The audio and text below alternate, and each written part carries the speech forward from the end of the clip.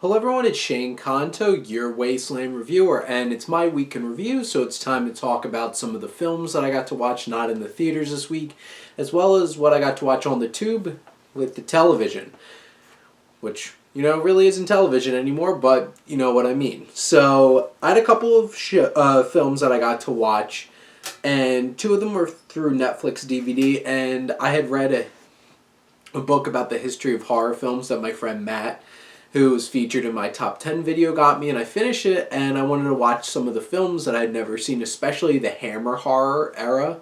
So I watched The Curse of Frankenstein and the horror Dracula, and I was really interested with their take on it because it's a lot more brutal and a lot more graphic and in your face, because the Universal horror films are a lot more subtle in terms of like violence and gore, and you don't really see much, and this is kind of in your face. It's darker, it's grittier, and it really does capture that era. And Peter Cushing and Christopher Lee in both films do a fantastic job. I really appreciate The Curse of Frankenstein a little more than Horror of Dracula, but I did really think that Peter Cushing was great as Frankenstein, and Christopher Lee as his creation. That was a really special film, and I'm really excited that I got to see it. I would recommend checking out some of those Hammer horror films, especially if you're a horror fan. And I also got to watch Papi Chulo, which this film is with Matthew Balmer in it, and he plays this gay man who seems to have had a relationship end recently, and he's really lonely. He's a weatherman. He starts like breaking down on camera, and he winds up hiring a Mexican worker to come paint his deck. And more often than not, he starts trying to use that time with him instead to have a friendship. And it's a little problematic and a little cliched, but honestly, the charisma of the chemistry between these two lead actors in this film, I felt like made it more special, and I enjoyed the film. It was on HBO, so I would recommend it. It's a nice little film. It's not a great film, but I think it has some special things to offer. Now to television. And I was just talking to my brother about My Hero Academia because he's watching the English dub version, so he's a week behind me.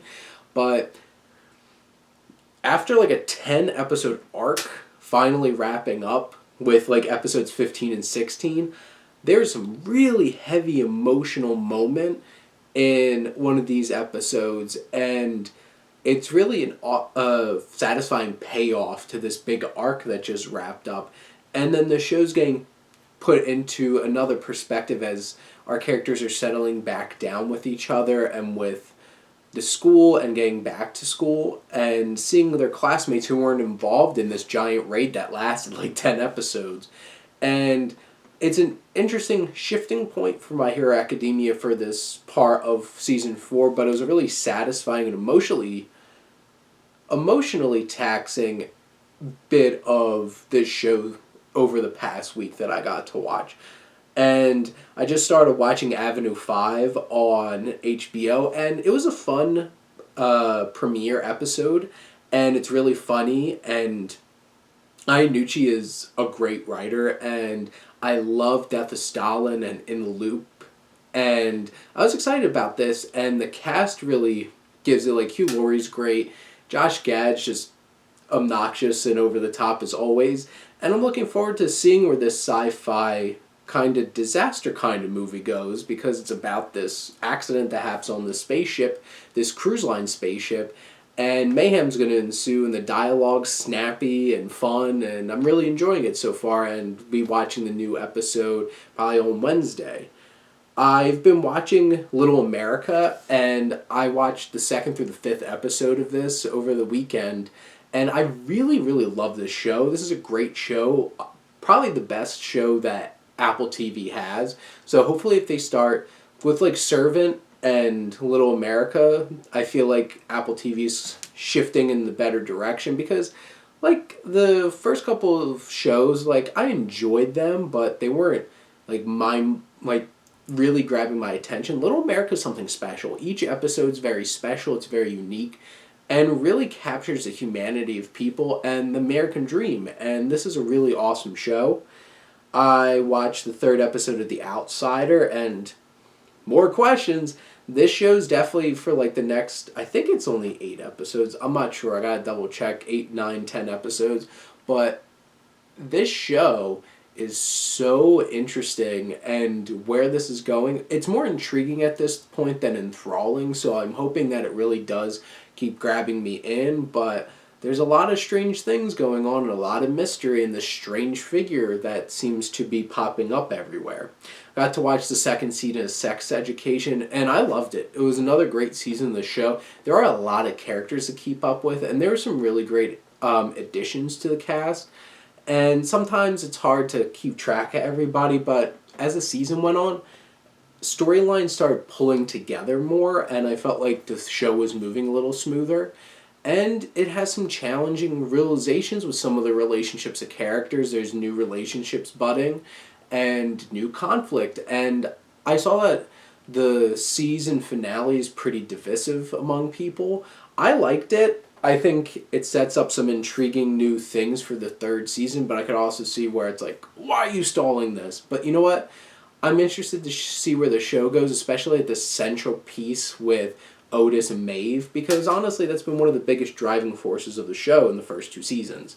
I watched the series The Young Pope on HBO, and this is a crazy, controversial, but like ambitious kind of show. You know you're watching something crazy and special when Jude Law's the Pope, getting dolled up in all the most ridiculous garb he can find. Too Sexy and I Know It by LMFAO, and I'm just like, what is this show? And like, there's some pieces of it where some of the characters feel a little two-dimensional, and some of the storylines don't pay off as well as others, but like, this show has some balls, honestly, and it goes there, and it's really challenging in terms of a lot of social issues, especially among the church, and it was an enthralling show, and then I started watching The New Pope, and I've watched the first 2 episodes that are released so far. The next one comes out tomorrow, but it even like it was like crazier. I'm just like, what is this show? So like, I'm really hooked. I feel like this new series, The New Pope, is going to go crazy places, and I'm excited to see. So I watched The World According to Jeff Goldblum, was the season finale, him talking about jewelry, and in summation of the show, I really enjoy it a lot, and I feel like just spending 20-something minutes with Jeff Goldblum looking at these interesting things and learning a lot about it, and that's why this is Nat Geo show. I think it's a really fun show, and I really appreciate what you get out of it. And then The Good Place, and just when this show made me think that, okay, we're settling in, this can't surprise me and send me for another adventure, it pulls the rug out from under you, and you're getting to really experience the actual good place. And the characters are so great, they still get to shine, and with only 1 episode left, I believe, next week, I'm really sitting here thinking, like, this has been such an amazing show, and I'm really going to miss it. And this episode had a lot of fun moments. Lisa Kudrow's in it and gets some fun moments with for herself. And it has a lot to say about human nature and when it really deals with the idea of equilibrium in life. And I saw an interesting thing about why does winning the lottery not make you more happy?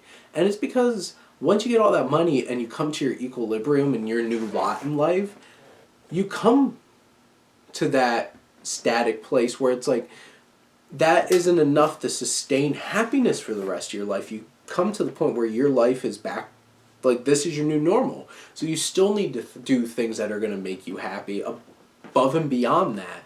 And I feel like this episode really captured it in such a meaningful and fun way. I love The Good Place. Now, talked about a lot of stuff this week, so comment below and let's chat about some movies and what shows watching on TV and on streaming. But thank you as always for tuning in and supporting your Wasteland Reviewer.